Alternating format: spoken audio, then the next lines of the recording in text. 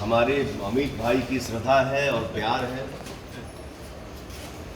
कि हमारे भाई जो है ये आई नहीं का है, आई नहीं 100 मिलियन का हमारा भाई केक लाया और हम लोग केक काटेंगे भी।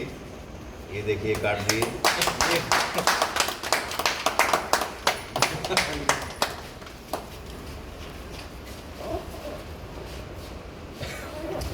ये आप सबका प्यार है,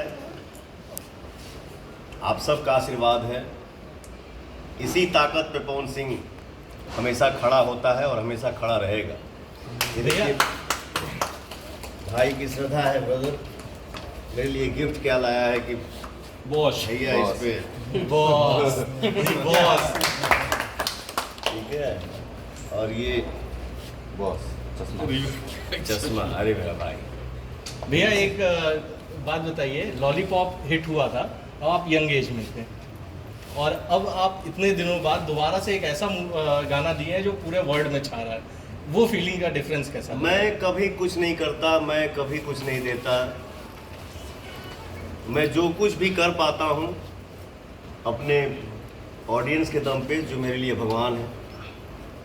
मुझे कुछ नहीं आता, जो कुछ भी है हमारे जनता जनार्दन का है, क्योंकि इन्हीं के आशीर्वाद और प्यार दुलार पे ही हर चीज़ टिका हुआ है। ठीक है, थैंक यू सो मच।